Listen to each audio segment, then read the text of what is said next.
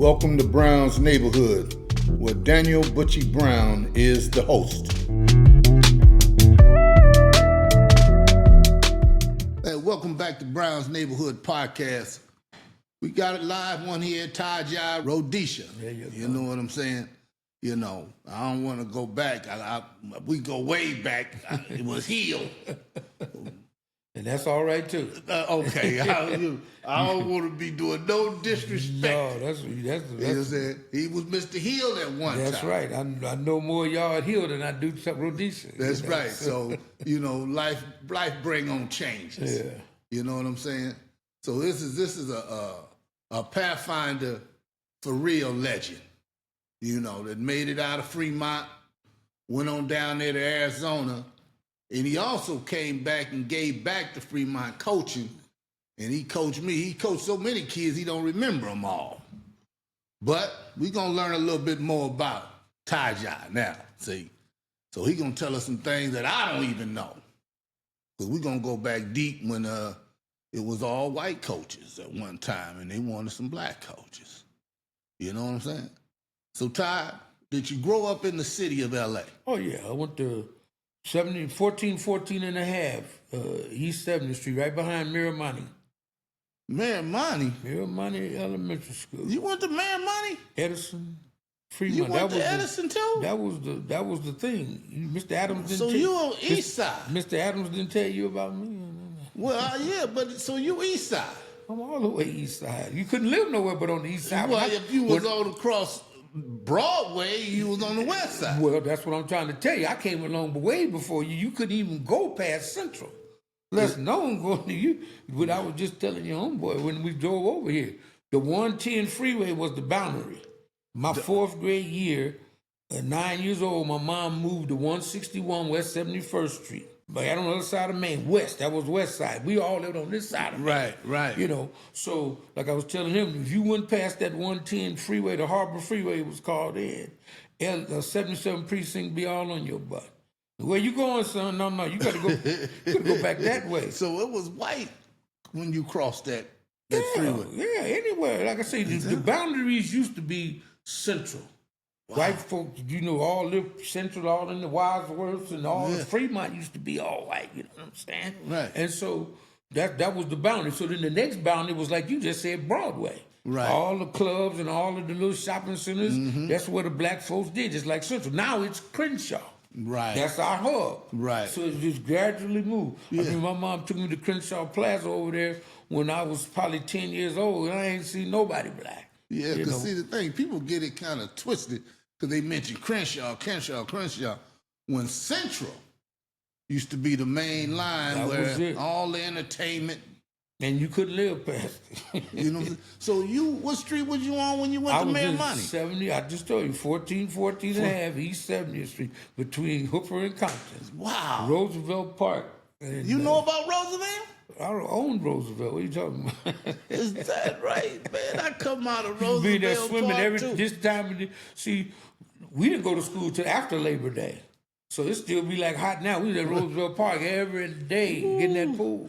Man. 15 cents to go swimming. Wow.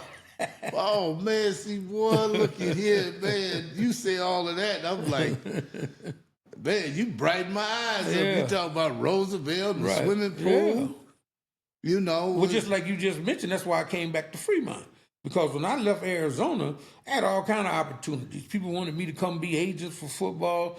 Big companies was calling me, said, we know you're a winner. We want you to come, you know, get in our, we'll train you to be in a program. We know you're a winner and this and that and other. So when I started working with young men like yourself and started seeing, you know, because this when the Crips was just getting started, 74, 75.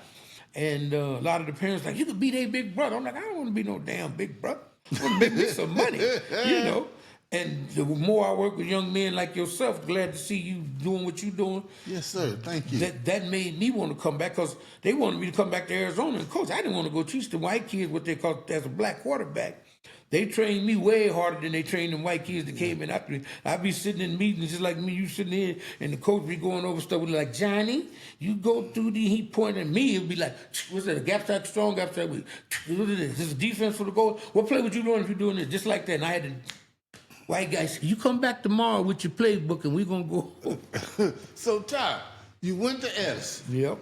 But when did you start playing football? Started playing football at 75th Street School. We moved to the west side, and I started going to 75th Street School in the 9th grade. I used to start throwing when I was 9 years old. I used to be out throwing the football. Because, you always start out with baseball when you're a kid because your mom and your daddy all can pitch you balls. Right, and then you start playing what you call around the world on the basketball court. They have the A or B or C, and you just play it like that. You know what I'm saying? So football, I start throwing the ball, and I really like throwing. I could spread. So when I moved to the west side, 4th grade over there, I became like the little, star little, because we had kickball, foursquare, cheddar ball, all of that kind of stuff. Yes, sir. I could kick the ball further than everybody. You know what's crazy now? These kids don't play a tether ball. Well, they got kickball. They got the that. games. They got the game. That started with the Transformers. Yeah, remember the Transformers? Man, but they missing it all. That. Well, but whose fault is that? Just like I was telling homies here, that's the parents' fault. You can't blame the kids. Yeah, yes, you can't blame. I say I don't. When I talk to y'all, I don't have. You know how I talk to y'all. Brother, I'm your dad, your cousin. When you here with me, you just like back in the old days. If you went down to Timmy's house and got in trouble, his mama might spank your butt down there, and you get home, you got another spanking. And don't let him call you grandma. So if you was over on that side, how did you even get to Edison then?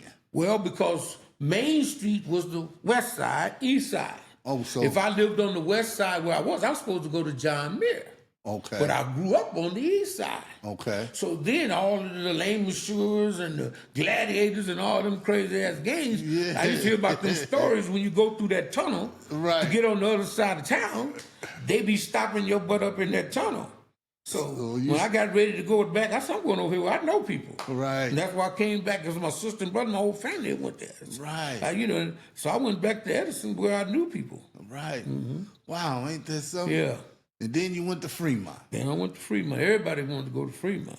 So that was the hub. Did you know you wanted to be a quarterback when you got to Fremont? Oh well, yeah. I started quarterbacking in the 4th grade, and I used to be throwing the ball to people, and they'd be dropping in the game, get on the line. I said, "You play quarterback, just throw me the ball."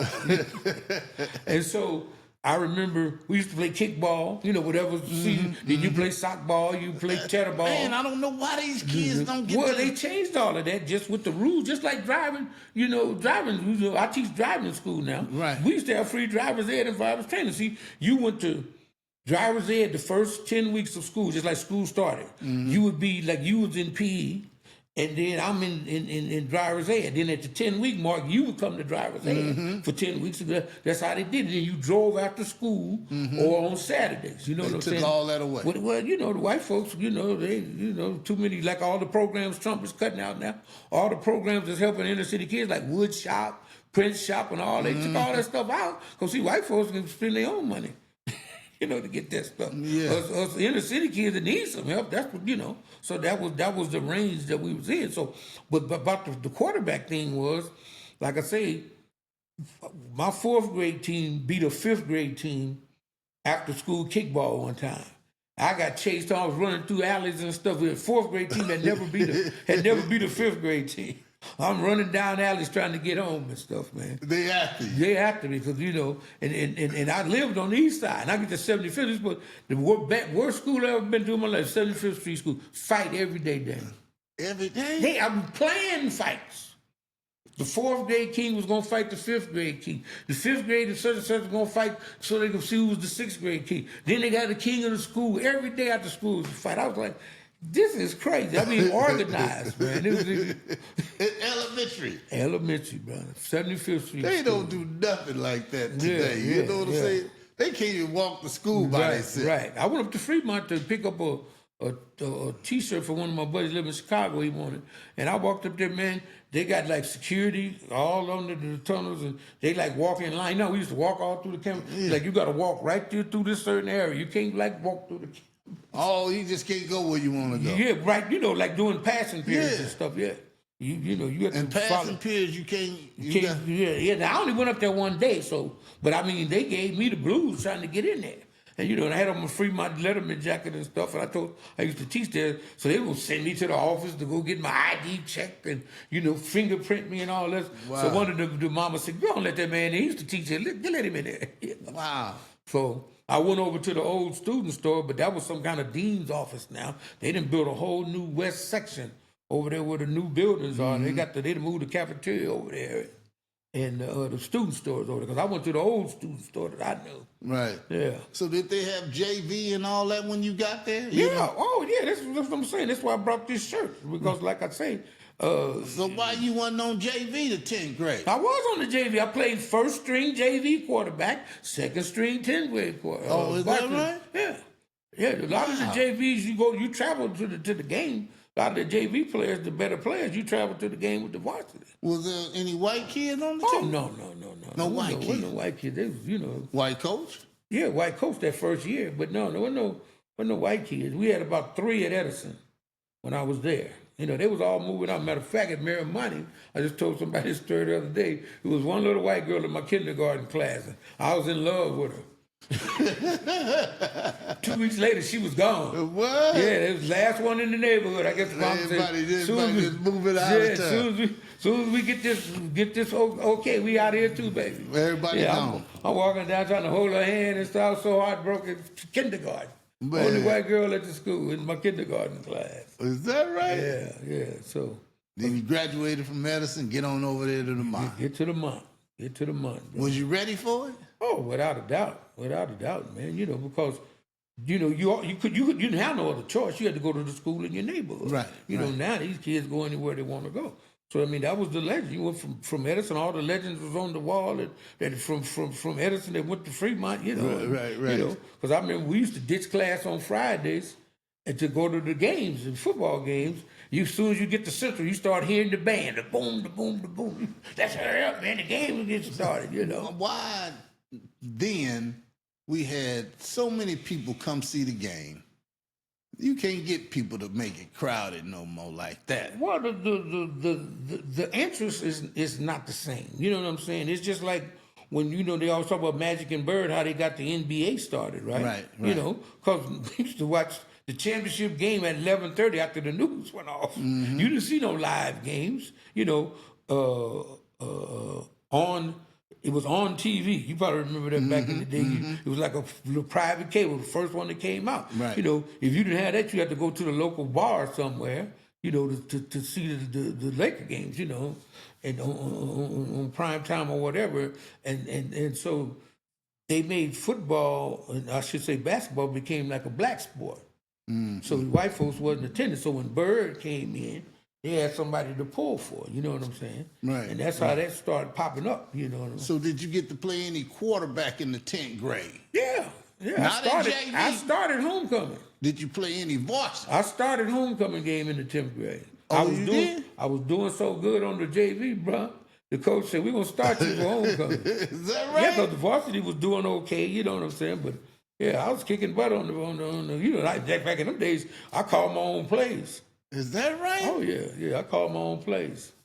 Man, for a 10th grader to start, Homecoming. Because they'll knock your block off back then. Oh, yeah. I was scared shitless, man. When all them big old boys and stuff like that. Yeah, you ain't kidding. They used to, when you go back in the locker room, they'd be kicking your helmet around. Look, 10th grader, this and that and the other. I said, y'all kicking my ass on Tuesday, but every Friday, y'all get out there and get y'all ass whooped every Friday, I gained there no respect for them, you know what I'm saying? Right. Y'all don't bully me around, knock me around, So when I got varsity, I would take the 10th graders in, and then make them part of the team. Is that right? Oh, yeah. Yeah, that's what I said with Ricky Bell.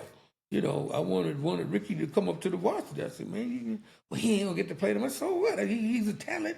He need to be up there with us. He better than what we got up here. Is that right? Yeah. So was Ricky behind you or same grade as you? No, you? Ricky was a 10th grader when I was a senior. That's what I'm saying. Oh, okay, so you brother. wanted to move him on up. Yeah, because he was kicking butt on the JV team. Like I say, we were scoring 15 points with that little single wing. They scoring 60 because Ricky was like, blocking and running over people. Chester Lemon was running back on it wasn't like the plays. He was running back punts and kickoffs and stuff like that. They racking it up, Right.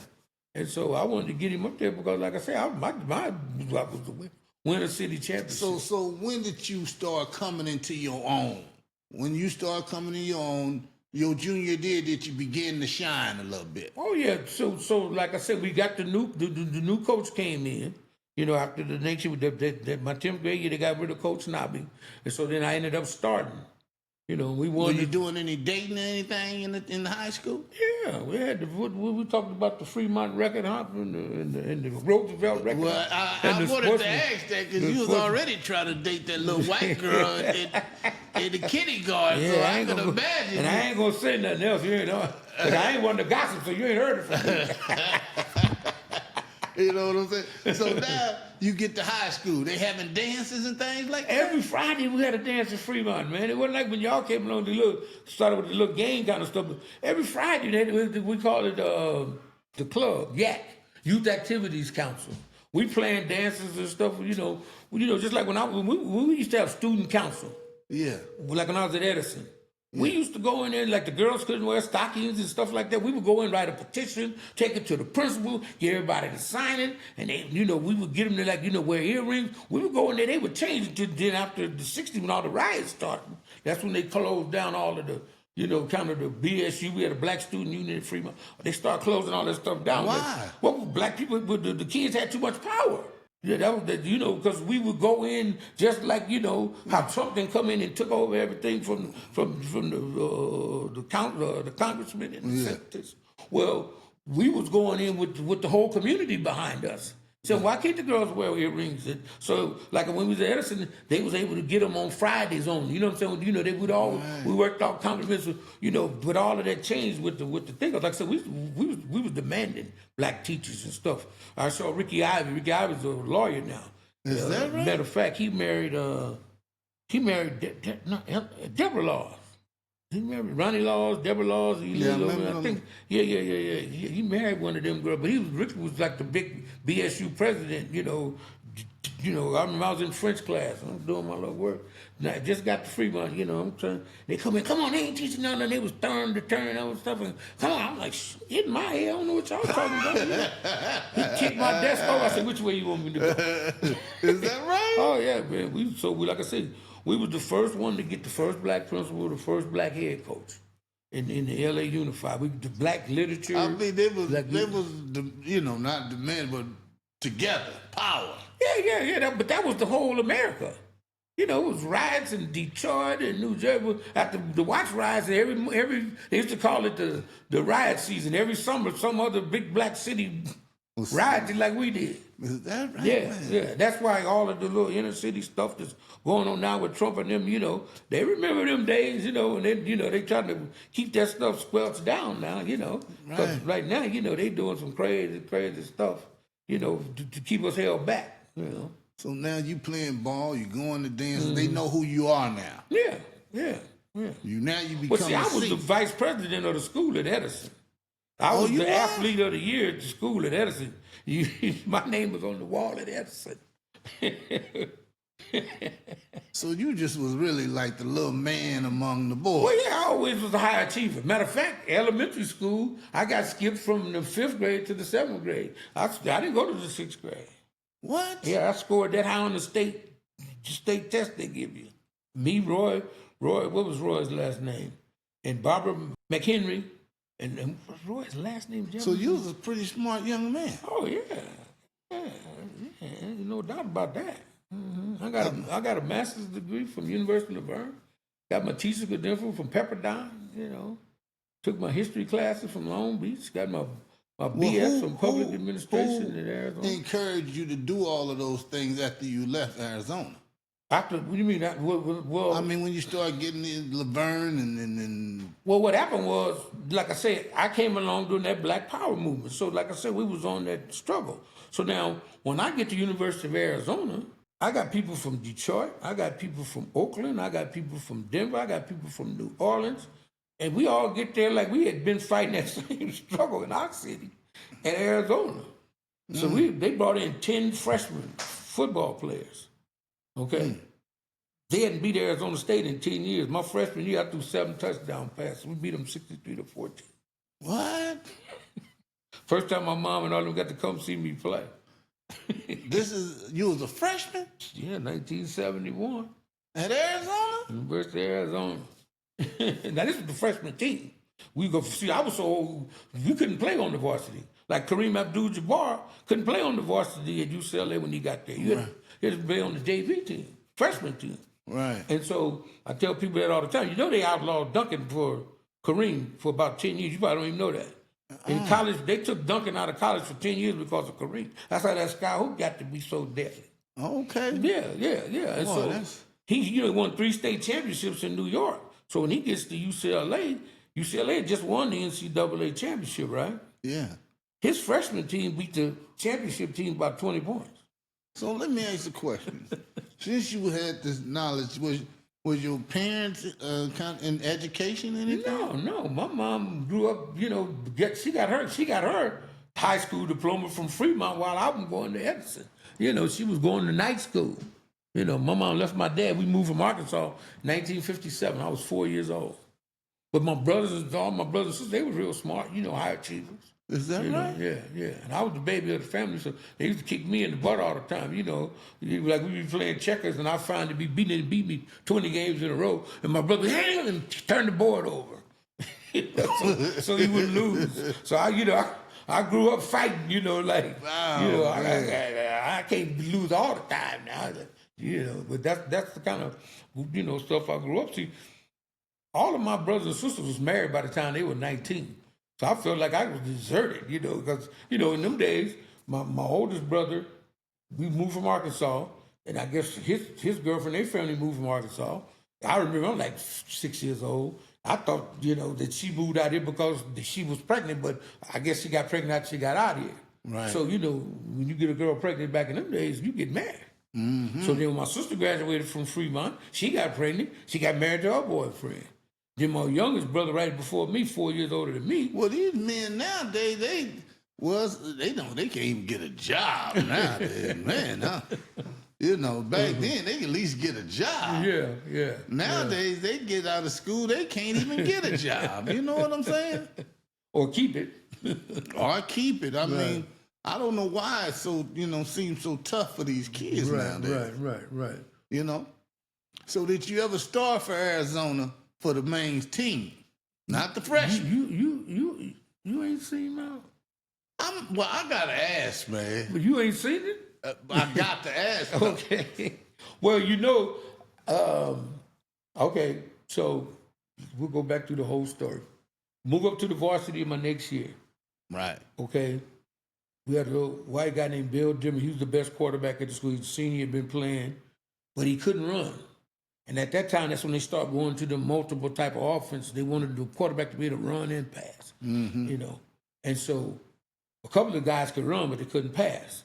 The other guy could pass, but he couldn't run. I could do both. So both of the senior quarterbacks got hurt. So spring football game, I started for the varsity, right? So I was a freshman. I went home for the summer. So they thought I should have stayed down there. They never asked me to stay, but they felt like I was supposed to stay down there and work for the whatever. So when I come back to Hell Week, when it started, 2 days getting ready for the season, I was second string going on fifth string. I could tell the way they was talking to me, the way they was treating me. It was like, every time the white guy in front of me would do something, they would pat him on the back, and I would do something. They said, good play, So we going through camp. I got hit on the shoulder. My shoulder was bothering me a little bit. And I made a couple of misreads on a couple of things. And my arm wasn't in the top shape. So by the time we finished Hell Week, we come back, you have what you call the final scrimmage. Mm-hmm. So I went out there against the first string defense. We had like 8 guys going pro that year. Went out there against the first string, drove right down the field and scored. The first string didn't score on the second string. So now when I go back out to the second time, they send me in there with 2 or 3 freshman backs. I got to line them up and do stuff like this, right? So that Monday, I was like, my birthday's tomorrow, August 27th. I was 28. My birthday was the sophomore year at Arizona. I'm coming out of first week of school, and I'm walking out on matter of fact, it's first day of school, that Monday. And I'm walking out there to warm up the quarterbacks and stuff. So the coach comes out. He says, boy, Demery and Davis, y'all go warm up the receivers. Hill, I want to talk to you. So I'm like, shit, this is my birthday. I'm feeling good. I said, man, he going to tell me I'm first string. And he said, well, we decided to go with 3 quarterbacks, and you're gonna be our ace in the hole. And I'm looking at him like, how you be the ace in the hole if you on 4th string? Ace in the hole is somebody come in, handle business. Right. And so I put my head down in that because all my buddies, like I said, was going to like Claremont McKenna and Whittier and all the little small cars because they said I could play anywhere I wanted. That's why I was going up until Arizona told me I could play quarterback, so I'd be down there tomorrow. And so anyway, I've got my head down like this, and I'm like, man, I'm going home to myself. And he's just talking, now don't get your damper down, don't get your damper down. We're not going to put you on the meat squad, where you run against the varsity and just run the other teams play and get your butt kicked while you're a freshman, kind of like. We're not gonna put you on the meat squad. I didn't come down. I could have went to USC and sat on the bench. I could have went to UCLA and sat on the bench. Be at home out this desert and with some black folks. As time goes by, I called my homeboy who was at Claremont. I said, "Tell Coach Zinn I'm ready to come now." Right. So I'd already enrolled in school, so I had to wait that whole semester before I could get some financial money because they didn't give out scholarships. They gave out like grants and aid. At Claremont. That's why I was going to go. And so anyway, when I came home for Christmas, my little homeboy that went down there with me from Fremont, he had left because he was a freshman. He went back with his brother. So when I got home for Christmas, he said, man, you ain't going to like this. He said, our best player don't even come to the game sometime in the halftime because this is all academics. It ain't all about football. You know what I'm saying? So they had fired the coaches that was there with me, and they brought in a new coach.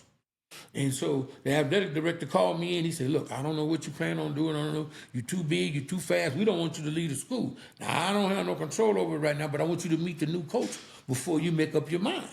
So when the new coach called me in, he said, look, we're going to give you a fair shot at it. That's what you want. And I said, that's all I want. So when I came home for Christmas, I told my homeboy, I said, the new coach said he's going to give me a fair shot. So I'm going to go back to spring football. And if everything work out, we're going to get him to bring you back down. And that's what happened. The third scrimmage, the guy in front of me, he missed 2 of the pitches. And so he get in there with the first string. And that was it. I was rookie of the year, my sophomore year. We won 8 games. We set the school record, won 8 games. They had never won that many games, ever. And then the next year I went 9-2. I was MVP of the team my junior year. And then I was MVP for the whole league. I was the player of the year. We got first round draft choices. My starting tailback got drafted to the Cowboys. My starting fullback got drafted to the Saints. My starting wide receiver got drafted to the Steelers. My starting split end got drafted to the Bills. I was the MVP of the team. And I didn't get drafted because I was a black quarterback. We had to go to Canada in those days. Wow. Yeah. Man, so ain't that amazing? That's why I came back to Fremont because I knew the stuff that I learned. I didn't want to go teach the white because they wanted me to come back to coach at Arizona. And work with that. And I knew I could always do that. But I wanted to stay in LA. I didn't want to go back to Arizona, nothing down there, but no black culture down there. Wasn't no black culture. Yeah. At that time, anyway. Yeah, at that time. No, we brought it. Like I say, I was telling you earlier, all the guys that came there, we had 10 freshmen on my freshman team, black guys. There was only 7 black girls in the freshman class. So you done seen the stardom of college football. Right. You done been on the big stages playing them teams out there working. Yeah, definitely. That's a dream, man. Without a doubt. Like I say, I was telling the homeboy that my goal when I went to Arizona was showing that black folks could play quarterback then. That was my whole goal. I should have been a pro baseball player. You know what I'm saying? That's what, if I wanted to play pro, because I thought I was going to play both sports. But then when I became rookie of the year, told me I was going to go out for baseball. Oh, you're getting the big head, Now, I was on football scholarship. So, with my throat to make it to the pros, I knew I was going to have to play baseball because they didn't have no black quarterbacks in those days. All the black quarterbacks ended up going to Canada, So you was really God-gifted. Well, without a doubt. You was God-gifted, man. Without a doubt. But with the size, the mental mentality. Yeah. But like I say, I had 4 guys it was 5 guys off my baseball team in Fremont that went pro. We lost 1-0 in Dodger Stadium. I threw the guy out at the plate, when I was there. I went up in the last inning. So you was playing varsity baseball as well? Yeah, I played 3 years of varsity baseball, What? Yeah. I told you, I should have been a pro baseball player. Danny Ford went the first round pick to the Oakland. Lonnie Reed went to the Cincinnati Reds. And a pitcher, Willie Farrell, he threw left and right-handed. Bat left and right-handed. It's amazing because so many blacks was playing baseball. Yeah. Now, it's a lot of Dominicans and stuff like that. You don't see the investment in the black baseball as much anymore. I don't think it's as much as it became Magic Johnson and it became Eric Dickerson. The football and basketball got more attention. See, when we got ready to go to the city championship, our coach pulled out the baseball manual, and it says in the baseball manual, baseball is a white gentleman's game.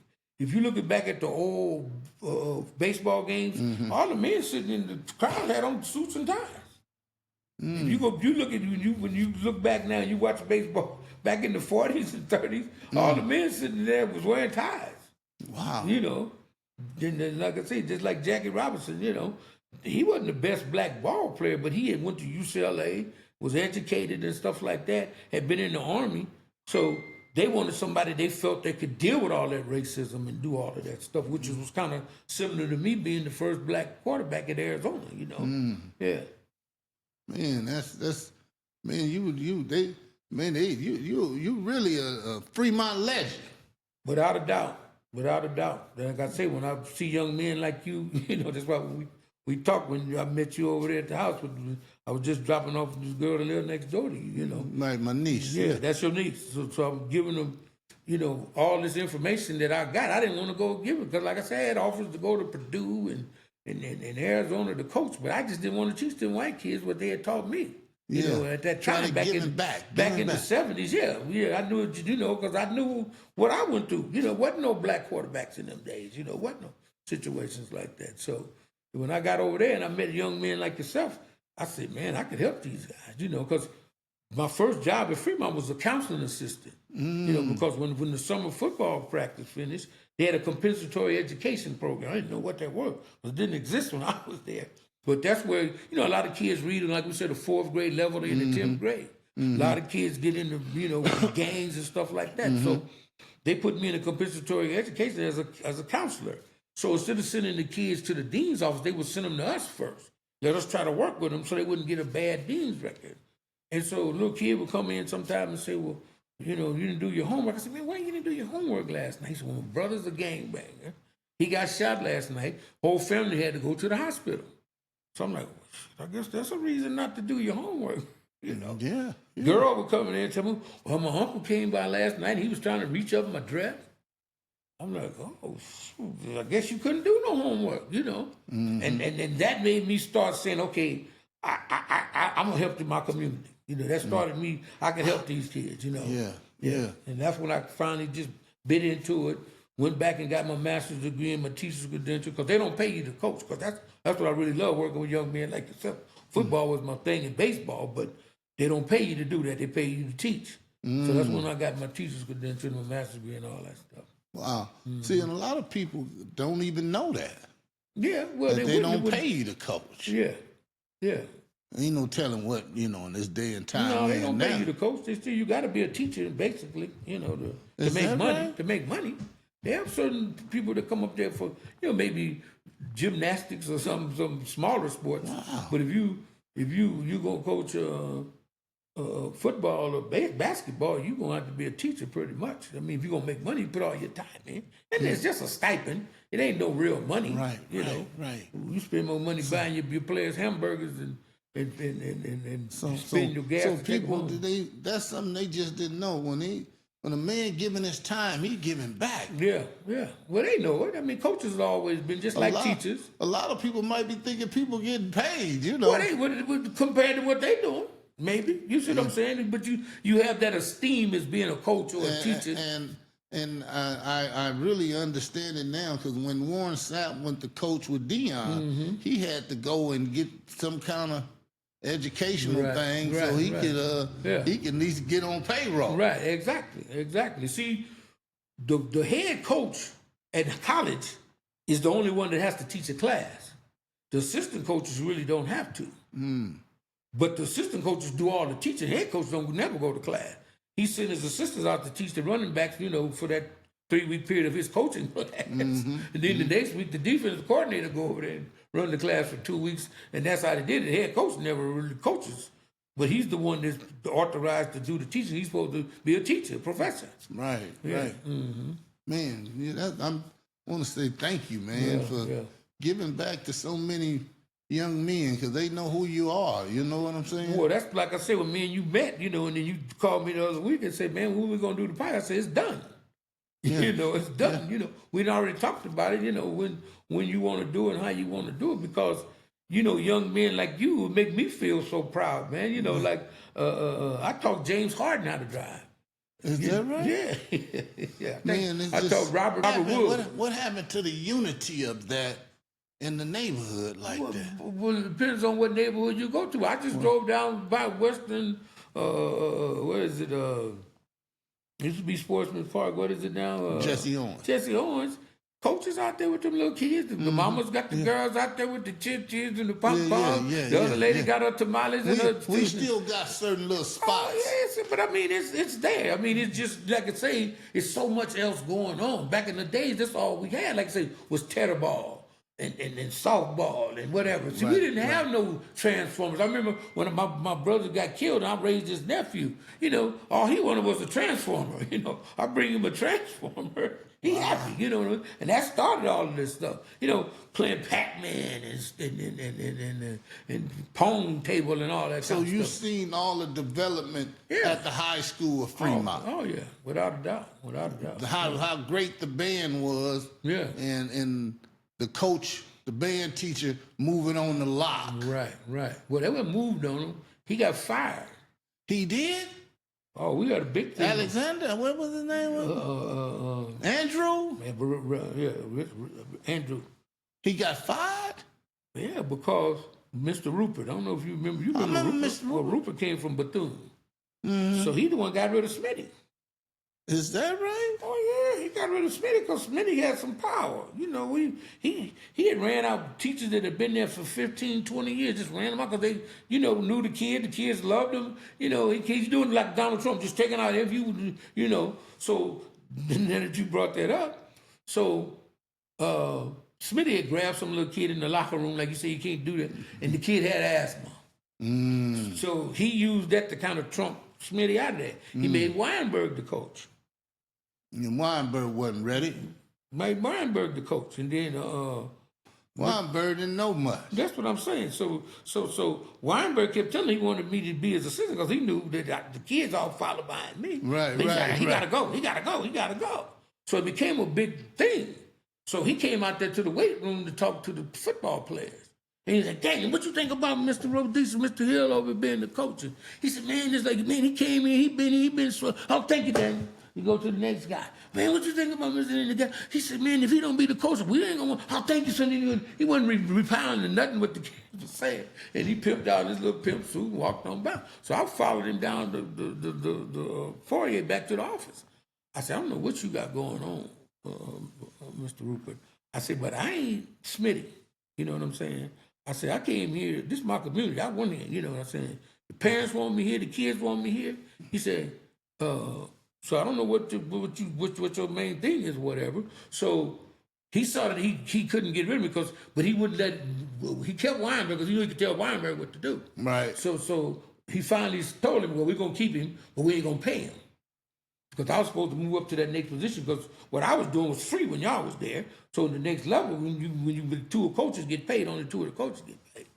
Weinberg was getting paid? Yeah, well, he got paid when Smitty was assistant coach, though. He got paid, so then he's moved up to head coach. So, forgot the little guy that took over Mr. He brought it from anyway. So the guys only listen to me, just like you say, when I was out there coaching, and so all of the other guys, he had moved up to little freshmen and stuff like that. So then the community, I was telling them, I say, "This man ain't doing nothing." Because Mr. Rupert tell you everything you want to hear. "Dang, yeah, man, the mom will bring you a new TV set in there, man. You going to have so many people coming to your downtown." Right on my brother and walk out the door, 2 weeks later. He ain't gonna do nothing. 2 weeks later, ain't nothing happened. So we kept telling the parents, I said, "This man ain't all that stuff he telling y'all he doing, he ain't doing." And they said, "Well, and what happened was they got rid of a white principal, because the community wanted a black principal. That's when they brought Rupert in. So the black community didn't want to kick him out. Because we kept telling him, I said, this man ain't doing nothing what they telling y'all think he doing. Did they ever get rid of him? Yeah, that's what I'm getting ready to tell you the story. So when he sent Reggie Andrews, because Reggie had the Earth, Wind, and Fire. He had Gladys Knight. He had all these people coming up to the school with these kids. Right. So he might be there at 12:30 at night. 7:30, 8:30 at night. So Andrew, he might Mr. come. The band teacher. Andrew, Yeah. that's my boy. And so he hit the fan. He wasn't coming in, signing in at 8 o'clock. He might get there at 8:05. He wasn't doing everything he wanted to do, but he saw he had the power. So that's what he trumped up, wanted to get him, just like Trump doing with all these people now. He finds some reason to get rid of him. So Reggie was like, man, I don't want to go down the lock, but that's the only place I can go right now, man, because, they told me to come on down with welcome arms. Yeah. You know what I'm saying? Yeah. Yeah, and that's what happened with Reggie, man. And he got rid of him. So like I say, he was trying to get me out of there, but like I say, the kids was like, if he go, we going. Mr. Gatlin. That's what he was mad at me. Too? You right there when you was there. In the 80s, we had to walk out. I don't know if you remember we had to walk out. Yeah, he got rid of him. That's why we had to walk out, because they got rid of Gatlin. And so I met with the community. We went over to get to Mr. Gatlin's house, and I was telling her, because that was me. I said, Gatlin went to Fremont, lived right down the street. He was at Edison. He taught me at Edison. Right. I'm saying, if he doing Gatlin like that, what he gonna do to me? What he gonna do to me? So I was like, hey, so all the parents said, no, you can't get rid of it, because but why he wanted to get rid of all of those people? Power, just like Trump. Why does Trump do everything he doing? Power. Mr. Rupert, like you say, he walked down him, and we started saying, when you got in the hood, the guy that wears the green shoes with the green suit, he a pimp. We used to call him the pimp. He's the hustler from the community. Mr. Rupert. Yeah, he always had a green tie, blue tie, matching his pants, matching his shoes. He's a hustler, the pimp. That's all he was doing. Wow. And so he wanted all the power. All the power. And so everybody that had power, he got rid of them. You see what I'm saying? Wow. And then, like I say, when he got rid of Dickie, I got all the kids. I said, no, we walking out. Just like when I was there. We marched around the school. Who organized that? I did, with the community, the whole community. Wow. All the parents. We went over to Dickie's house and said, no. And all the parents, because Coach Gatlin used to pick people up at 7 in the morning and bring them to school. Yeah, Gatlin was 7 great, nights, he'd take them. He would let kids move in with him, man, if they wasn't having trouble at home, man. Yeah. I mean, that's the kind of guy he was. Yeah, I said, you can get rid of a guy like that. I ain't got no chance of working around here, because that's me. You see what I'm saying? That's what I'm going to be doing, And so, we went there, and the kids, because all the parents said, well, the kids ready? I said, the kids ready. I said, the kids are ready. So we got up there that morning. Mr. Matlock, remember the day? Matlock? He said, man, I can't be with y'all today, because the group of them talking all that. His job. Yeah, he just talking all that like Donald Trump, we gonna sue you, gonna do all this, I ain't, if you go out there with them kids, so I was just, that's your business. So after about 2-3 hours walking around the neighborhood, the superintendents from all the school districts get them kids off the street. We went in there and sat in the office about 5th or 6th period and say, how are we going to bring him back? Did they bring him back? Yeah, no, that's what they saying. They telling us now. Right. How y'all want us to bring him back? How we going to do this? It was already decided he was coming back, because no. What does it say? What? No peace, no what? What's the saying? They say, yeah. You don't do what you're supposed to do, ain't gonna be no peace around. And so they brought him back, but then he put him out in the bungalows in the last furnace to the, because he's a PE coach, made him teach health and just kind of. So then he went to Southwest, right around the time of the Olympics. Yeah. And so he said, Taja's the best job I ever had. He lived right around the corner from his house. He taught English like 2 hours a day, and he got to go home. Man, there was some good teachers too. Oh man, without a doubt. Good coaches. Without a doubt. Without a doubt. Yeah. Wow. Our coaches used to give us parties, man. We used to go over that. When I was at Fremont, we used to go to house and have parties and stuff, man. Well, it was safe. Yeah. But I'm just saying it was a community type of thing. That's why I came there with that attitude. Right. Because that's what I grew up with. All our teachers was like, we fighting for black power. We fighting to get. No, it was nice because even when I was playing, Mr. McGarrett, come in. give a few guys that's on the team, you can eat free. Right. You know what I'm saying? It was so community, man. Yeah. I Well, don't see, know. they all went to Fremont. Yeah. The McGarrys, they all went to Fremont. Man, I don't know how we lost that community, man. Well, everything comes with a change, you know that, man. It's just, just like I say, if you look at the NFL now, everybody got 3-4 black quarterbacks. Every college got black quarterbacks. When I was coming along, when you were a receiver, you were a defensive back, you didn't have the brains to play quarterback. Now everybody 3 deep. So you know about USC. They went down to Alabama and whooped Alabama with a black quarterback. Beat the stuff out of Alabama. So that next year, Bear Bryant started recruiting blacks. That's when Florida and Clemson and Texas and all them started finding recruiting blacks. Wow. That changed the whole thing. Man. Mm-hmm. So how did you eventually leave Fremont? I'd been there 20 years. All my kids was getting old. I was spending more time with other people's kids than my own kids. Mm. So how did you continue that driver's ed thing? How did you? Well, no, I one of my buddies was saying one of his friends needed some drivers. And see, now I was working with LA Unified. I got paid once a month, And when I went over there to interview for the little, it was like during the summer, I was interviewing with, he said, well, we pay cash money every Friday. And so I started getting cash money every Friday. It was like, tax-free, it was like off the books. Mm-hmm.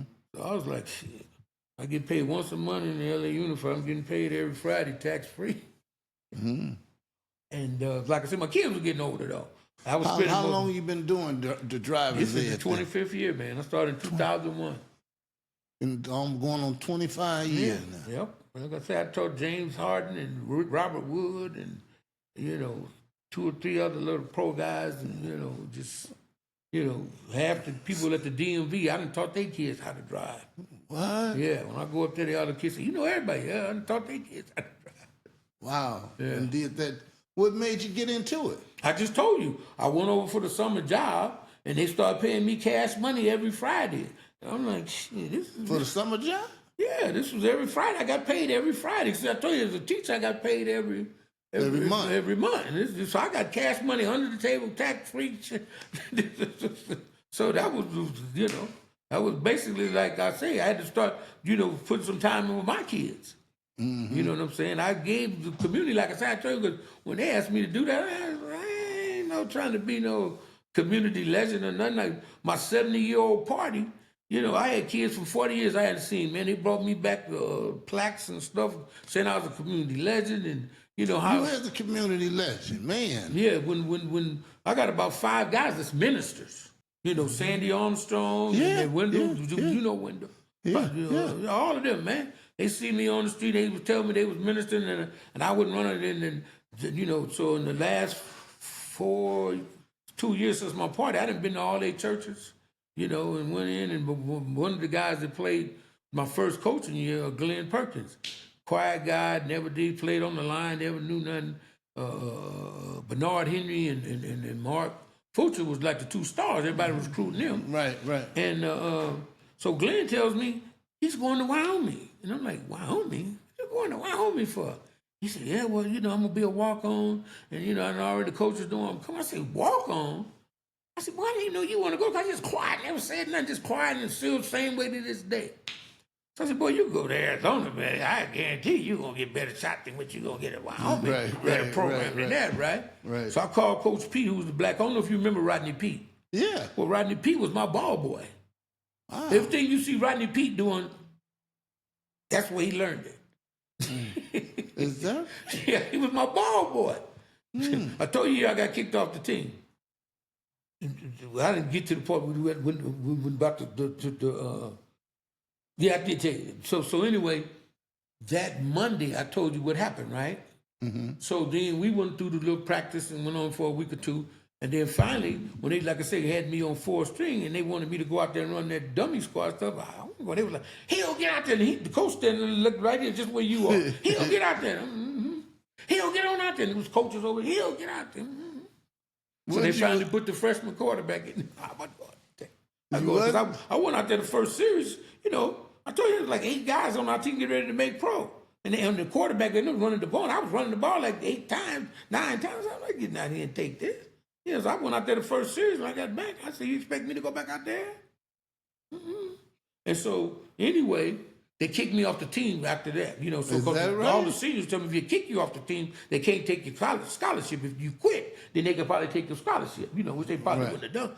But anyway, I'm leading that you up to there. That was Saturday. Monday morning, Rodney Pete's mom knocks on my apartment door. Now, I don't know this woman from a hole in the ground. I don't even know how she knew where I lived. I'm trying to figure out what you doing knocking on my door. You know? What she want? Rodney Pete.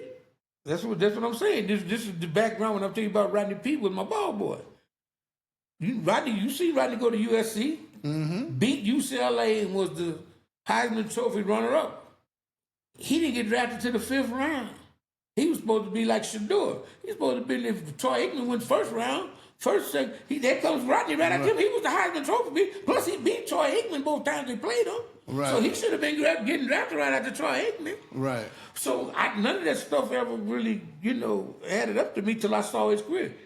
He was player of the year in Arizona, his 11th grader. Mm-hmm. Then his dad got hired to the Chiefs. He was the player of the year in Missouri. Rodney Pete, dad? Yeah. His dad is the one that recruited me. Rodney, Willie Pete.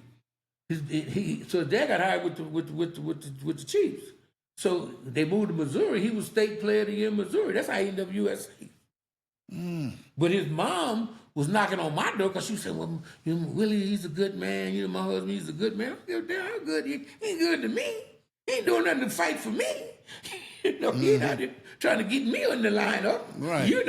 And so then when I look back on it, that's what she was knocking on my door for. Because that's what it is. Because we used to go by after that year, when they put me back, when the new coaches came in, we would say, won't you cook some soul food? My husband don't like soul food because he was like from Mesa, Arizona. And me and T-Bell, we used to say, we like it. You can invite us. So we used to go over his house every Sunday and eat. And the mom would tell his brother Skip, was coaching at UCLA, but Skip and Rodney, they would say, I want you to grow. He used to tell them every Sunday, I want y'all to grow up to be just like them. And when I watched Rodney play, I said, I'd be damned if he didn't do it. He did it. He did it. He did it. Came a star. Yep.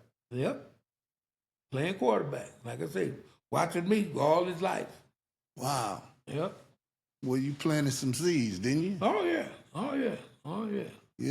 Man, you done helped some folks. Yep. Along this journey. How old are you now? 72 tomorrow. Is that right? God is good to you, man. Real good. Yeah, he good to you, man. Yep. That's why I'm sitting in front of you, brother. It's like I said, I'm so proud of you from where I knew you from back in the day, Yes, watching sir. what you doing back in your community. Because I drove by this. I come down from Vermont every day and I see that brownstone. I know you told me you had. I see them trucks and vans with your name on it all the time. I didn't even know that was you until I drove up here today. Yeah, man, trying to give back, thanking God, for the community. Yeah. It blessed me, you know. Right, that's what I'm saying. And You doing, like I say, what I did just from another angle. You know what I'm saying? And that was my whole thing. Like Eric Davis. When Eric used to be out there and I'd be pitching in batting practice, right? And I'd throw him one of them old balls and he hit it line. As soon as I put my new ball in, he hit that damn thing on Avalon over there, man. And so I started telling him, boy, when you get your pro contract, you're going to pay me back all these damn balls.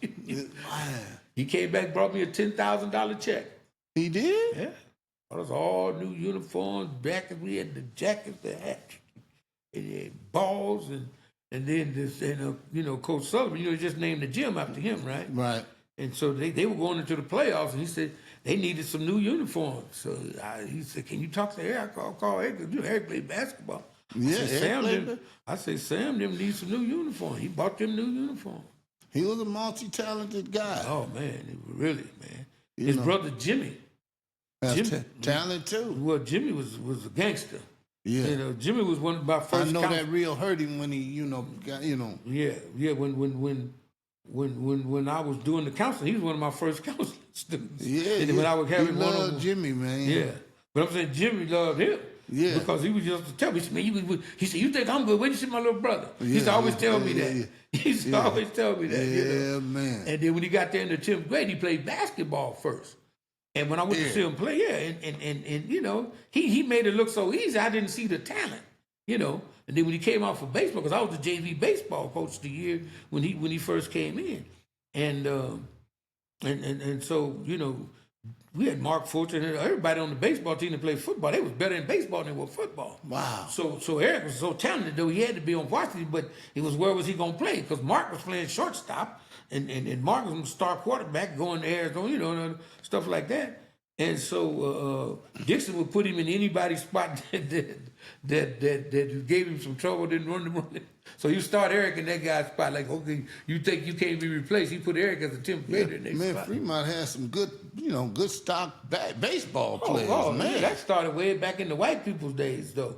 But Willie Crawford, Bob Watson, and Bobby Tolan, they all came from that championship team. Yeah. See, I was a little kid when they was going up to Marimonte and during the summertime, like now, they don't have no hard balls on the campus. They would stop the whole program and watch. We would sit there and watch them take batting practice when they was 15, 16 years old, man.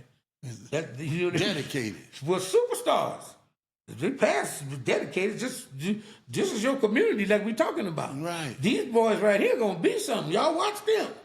These boys gonna be something. But they were young men. 15, 16 years old over there hitting the balls out like, right there on the hard ground campus. You want to play softball out there, but they would let them come up there and take batting ball practice. They was the legends in the community.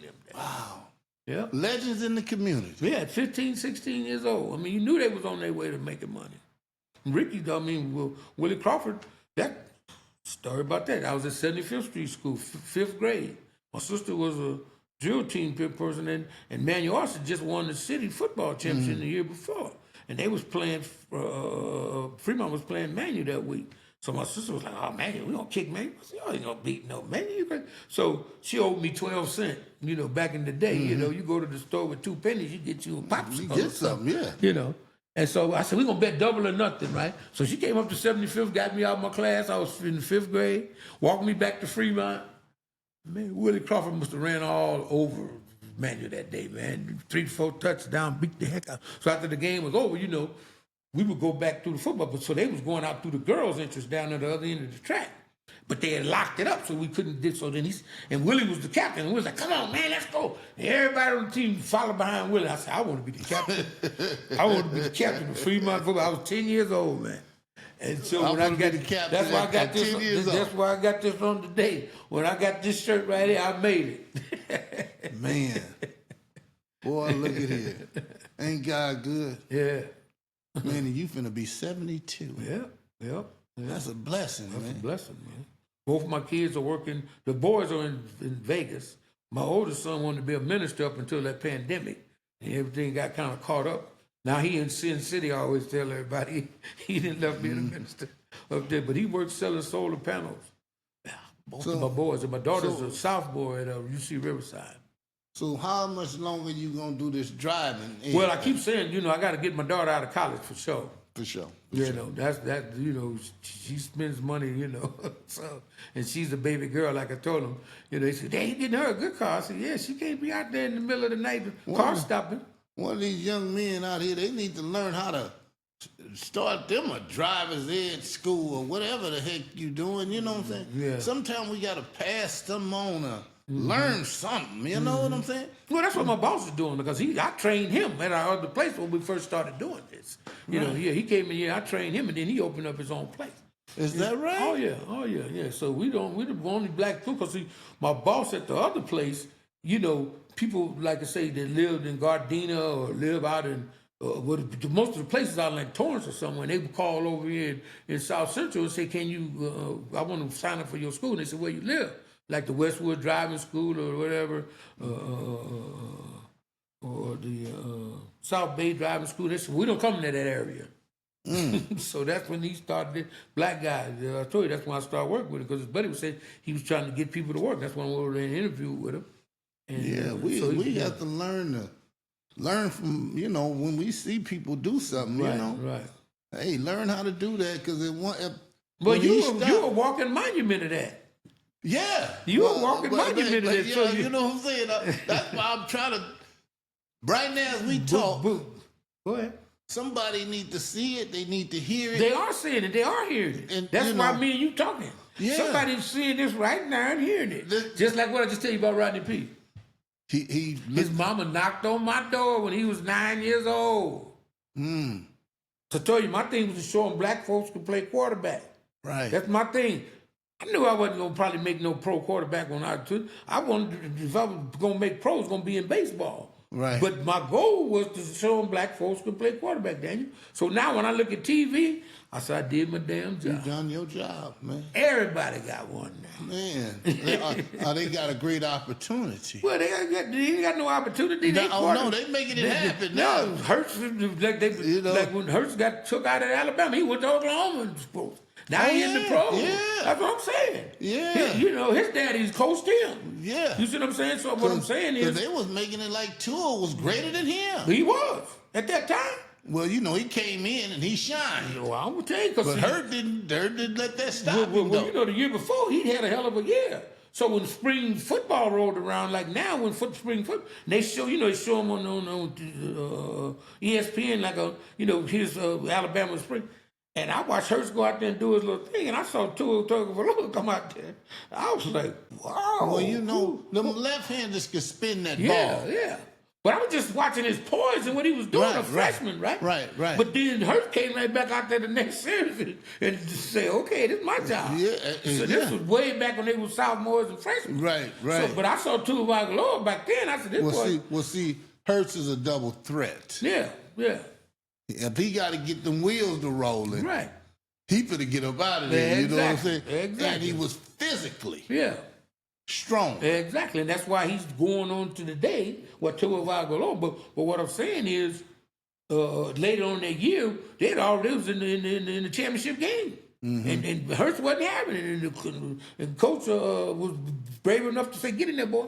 Mm-hmm. You could throw better. We need a thrower right now. And that's when they did it. And that's Yeah. Like I told you, that's what happened with me on the JV team. The quarterback in front of me couldn't throw. He could throw to his left, but he couldn't roll to his right and throw. Right. So that was one of the things that I was leading the JV team. We was like undefeated, and they was getting their butt cooked. They said, "Man, let's see what this little youngster can do," because we was only down to like the last 2 or 3 games of the season. They wasn't going to no playoffs. So they brought me up and said, "We're going to let you start this week." Yeah, but Hurts said, "I'm finna improve this throwing." Oh yeah. So he went, I'm sure he. Well, no, his dad was a coach. I mean, the boy always had the raw talent, but it's what they ask you to do and how they want you to, to present it. Just like my last year at Arizona, I told you I was player of the year for the conference. I was 8 straight games without an interception. I only threw 3 interceptions my senior year. I would have had the national record. We played Arizona State in the championship game, and they ran a blitz, and the linebacker was coming through just like you untouched. And when I would release the ball, and I threw it to the open area, and the quarterback was watching the receiver. He saw the ball, and he just scraped. He ran about 10 yards and scraped the ball off the ground. Got an interception. Other than that, I'd be in the record books right now, having the best interception percentage in the college. That's right, man. Mm-hmm. Well, you lived the dream, though, man. Oh, yeah. A guy from 70th Street, making it on down there to Arizona, playing on the big field in your time, you know what I'm saying? My time. Because it wasn't easy then. No. Being in front of them people making it like that. Right. But that was setting the stage for the next guy. Well, that's why I'm looking at you. You know what I'm saying? That's why I was at Fremont, for men like you. Yeah. So that's why I'm here today. Tell you how proud I am of you. Yeah, man. Thank you, man. Because I remember you at Fremont. Oh, yeah. I'm going to tell you, it was, I came, Boosie, Boosie was the full, and I started playing the tail. You're right. And when they wanted them 2 yards, Boosie put Brown on up there. Boosie, get on out the way, you know what I'm saying? Boosie was mad at me, man. Man, I'm telling you, man. It's you had to live it. Oh, yeah. I had one to Southgate. You trying to figure a way out of the ghetto, you know what I'm saying? Out of the city, not knowing. And getting away from Boots. No. I had to come from there. When I got to Bootsy, I'm telling Bootsy get out of the way. No, but I'm saying it was somebody there at Fremont that was a star. Yeah. It was some stars at Fremont. So you trying to figure out I can play better sooner over here. Oh, man. Man, I tell you, I went to a Fremont game. And when I seen the band, Yeah. and I seen all these black folks, Right. it blew my mind. Yeah. I just, because I hadn't, I'm over there, getting recruited. You Right. just figuring, I want to be a pro. I want to make it out. Right. Yeah. Went to that game, it blew my mind. Right. It was like HBCU in high school. Right. Girls dance. Right. You got cheerleaders, drumettes, Right. twirling girl. I mean, Right. you know what I'm saying? It's what they had everything that like at HBCU. Oh yeah. I told you The that was band leaders and that was that black pride. Like I said, that we started back in the '60s. Like I said, it just kept carrying over and over. kept carrying over, man. Yeah. That's why, like I said, when I came back and the parents was in that same type of situation with me, they were saying, "Well, you could help these kids." I'm like, I'm going on to the next level right now. Right. I got things I got to do. But when I sit there and meet young men like yourself and start doing like Mark Fulcher and Bernard Henry and Eric Davis, and you sitting there and you watching and you say, damn, I could help these kids. Yeah, I could help. Did help them. No, but I'm just saying that's where I am at now, because my mind was this is just temporary till I can work my way back to the pros. You know what I'm saying? Because if I got an offer to come back to the thing, I didn't want to be working in corporate America because all my buddies was working with Procter and Gamble, Gillette. They had company cars, and mom said, "Who'd you get a job like your brother?" That's not even what I want to do. Plus, I had all kind of stuff. I went back there. I always tease my friends, the white guys now. They always call me the mayor now, but I always tell them, I said I could have been the mayor of Tucson if I stayed there. Because, like I say, I used to work at the TV station for my summer job, and I was in the sales department. So all I would do is ride around with the salesman. They pick up the president of the company like you and have lunch. And I'm sitting there, having lunch, and they going over what time the commercial coming on. We need to move it to slot B. We'll move it up to 10:30. Do you want to take the A slot or the B slot? And then we go to the next client. So I met all the big wigs in the town. I had free passes to the drive-ins, the bowling alleys. The one little story I like to tell is we used to go to this Chinese food place to eat, once a week. All of the homies, 4 or 5 of us, and all the young guys, the younger guys that follow football, would come out and, give us some free shrimp fried rice or something. And you look like in the back, grandma's like, you're like, what are you doing giving away free food? Kind of like, I don't know what you were saying. But that's the way we kind of took it, you know what I'm saying? And so then my senior year when I would go in there, grandma was bringing me the food. Free.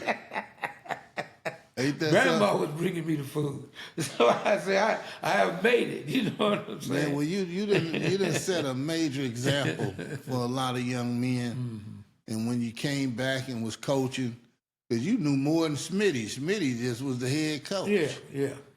Well, see, Smitty and Groves was the coaches, and see, that was the thing when I left Fremont. We were Southern League champs 3 years in a row. We were the top team, and we were beating everybody 50-60 to nothing. And so.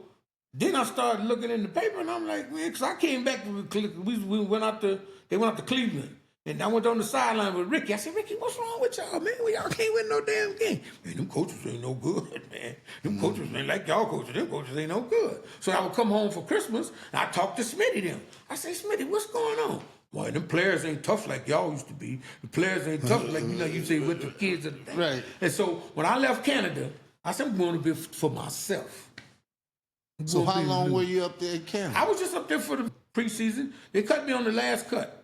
I don't know if you remember Jimmy Jones at all from USC, but he's the one that went down there and whipped them. He got drafted as a defensive back out of SC after starting 3 straight years at SC. Right. Because, he was a black quarterback. So he became an agent. Like I had a chance to, he was an agent. He went up to Montreal to sign some of his players, found out they didn't have a quarterback, took his stuff off and tried out, became a superstar. Him and Johnny Rodgers. You remember Johnny Rodgers? Yeah. Well, they both, because Johnny was kind of little. So they both was in Montreal when I got there, because I went up there, it was the 76 Olympics when I was up there. And so they had won like the Grey Cup. Right. Like 2 out of the 3 years, and the 1 year they lost it was snowing on the ground and they missed a kick or something. But he had won the championship. So J.D. Hill. I don't know if J.D. played with O.J. Simpson. He was the wide receiver. Ahmad Rashad, J.D. Hill was the 2 receivers, and O.J. Simpson was the running back in Buffalo. And so J.D. Hill went to Arizona State. You know, so I had the last name Hill. He had the last name of Hill. So he would be coming back from the pros. He had him little Fleetwood Cadillac.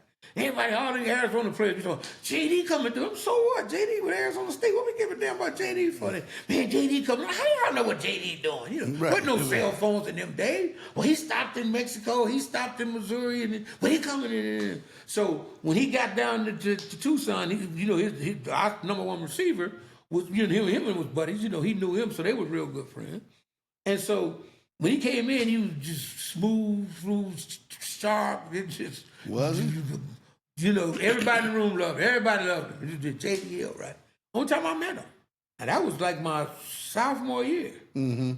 And so when I didn't get drafted, he was the first person that called me, man. I ain't talked to that man in 5 years. This superstar. He called me. I ain't got my number. He said, man, these motherfuckers didn't draft you. I can't believe this. That shit pisses me. He was madder than I was. Right. So he told me, he said, look, Bob Shaw, my receiver coach, is going up to Hamilton. He's going to be the general manager. You call him and tell him I said, I told you to call him. So when he got on the phone, he said, yeah, I got these two birds up here, these white guys. They ain't doing no, he was a quarterback. He didn't say white guy. They ain't doing no, I'm going to get rid of them. He said, but you're going to have to take a cut and pay, for what you've been getting at Arizona to come up here. Wow. Then, a little joke in between the jokes, like they do now. Now they get paid for that stuff, right? So I got up there and I said, and he telling the truth, man. They had one jacuzzi, And Canada? We didn't have no weights. You know what I'm saying? This was in like a training camp stuff. Right. We had them little wiry little string things we was working out on. Right. Yeah, and so the practices. They had like a little Lombardi coach. He loved me. And so first practice, we go out to practice. He said, Daniel, get in there. Give me a running back. He would, like I said, he'll get in there. He would just say, give me a running back. And then once one running back went in, and so then as the practice went on, they would give him one. So then first scrimmage, first person they called was me. Now, they never called me first in practice yet. The first scrimmage, they said, get in here. Y'all put me out. And they had just got rid of a couple of receivers and brought two guys in that I hadn't worked with, right? Then first pass, zoop. Second pass, so whoop. Third pass, so whoop. And so after the scrimmage, all the black guys on the team said, man, we didn't know you could throw like, man, you. I said, man, I came up here to make the team just like y'all. What you thought? What y'all think this is? Hey, did Sandy ever play up in Canada? That's what I'm just telling you. I got Sandy's whole story. I told you I went to church with Sandy. Sandy got drafted by the, did he get drafted by the Raiders? I think the Raiders drafted him like low rounds, but they didn't offer him a lot of money. Canada bought him a car, gave him a $75,000 bonus. They bought his mama a house. He took it. Oh, yeah. Yeah, well, he should. Yeah, because I think even Casper's son went down there overseas and doing pretty good. Yeah, they got that money all around the world, I said, so that's what, like I said, when I was in Canada, so I got cut on the last day because Jimmy Jones, the guy who went to SC, he was the star quarterback. They traded him to my team. I beat out all the other 5 quarterbacks. It was me and him, the only body on the roster. So I go out. He went to pick up his wife that day, the last day of cut. So I ran the whole practice, had my best practice. So this little running back that they had brought with him, he was my roommate. We was walking off the field. We walked in the locker room and said, man, my stuff is still in the locker. I guess I made it, right? As soon as I turned like that, the head coach was standing like this.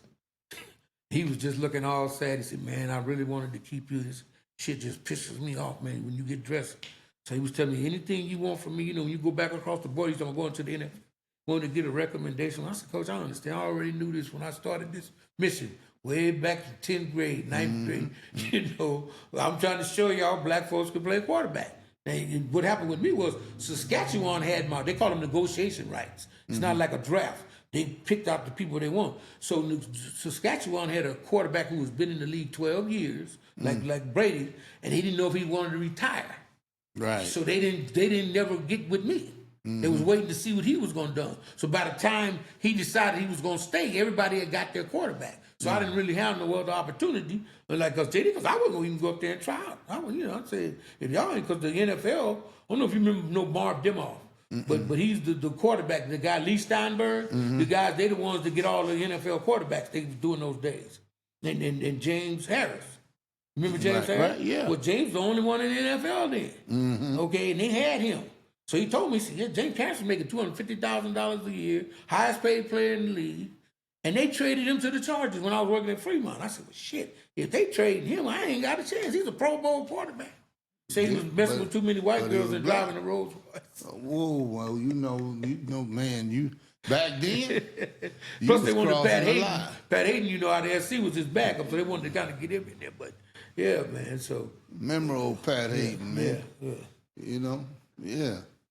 Well, Bruce, man, thank you for coming on. Well, I'm thanking you for having me, man. Like I say, I'm so proud of you, brother, because like I say, I remember back in the day, and you still doing it. You've been positive. Like you say, you was trying to do what you was doing. Yeah. You know, so anytime, just like back then, that I could help my community, help young men like yourself keep on doing it, man, I'm here. Yeah, thank you, man.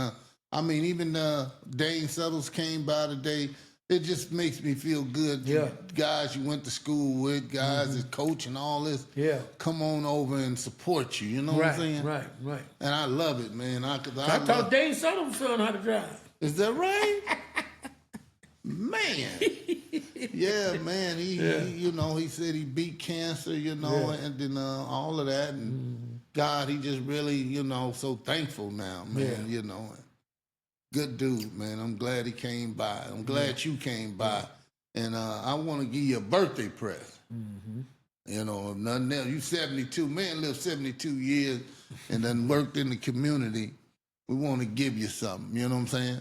And I want to take a picture with you. Until I get out of here, I want to thank God for Taja coming on this podcast because it takes something for somebody to even... Some people scared to come on the podcast, man. They scared to talk about their own self. You know what I'm saying? I say it can't be that bad. You can't talk about yourself. You know. I'm looking at Punchy. He's scared. He'll start stuttering and everything else. He don't want me to do that. I learned that when I was a freshman. Because we would see our homies get interviewed, and you'd be watching like Jim Hill at night. Right. They would say, well, you know. And you know, this would happen, Daniel. And you know. And we said, well, you got to quit saying you know. Man. You see what I'm saying? Look, hey, I'm a product of that, you know. Yeah, but I'm saying we all are. You know I'm a product of that, you know, and right? So when like me and you talking, just me and you talking, that's what I started realizing. When I first started interviewing, it'd be like, man, I'm gonna be on TV tonight. I'm on TV tonight. You know, that's all I'm thinking in my mind while you asking me questions. Right. But then as I start realizing, it's just me and you talking. What are you nervous about? What you worried about? And that's what, you know, other people thinking about. Hey, somebody gonna see me. It's just me and you talking. Right. That's it. See, you know my history. Sometimes I want somebody to ask me a question. Yeah. Well, he knows some things nobody else knows. Right. So I can't even get that because he's too scared to ask. Keep working on it, my brother. Keep working on it, man. Yeah, you didn't get here without doing that. Hey, man, look here. I've been knowing him a long time. You know, he got over there to junior high, and he needed some protection. Yeah. And I don't let the guys beat him up. That's right, you know what I'm saying? Yeah. But he stayed in trouble, though, man. Cold-blooded. But, man, I want to look, he could afford that trouble once he got you backing him up. Well, he you know, they get hot. You know me. You know what I'm saying? So I want to thank God for this Browns Neighborhood podcast, and thank you for giving people a mind to come on here, Lord. I'm thankful and grateful. So until next time, God bless.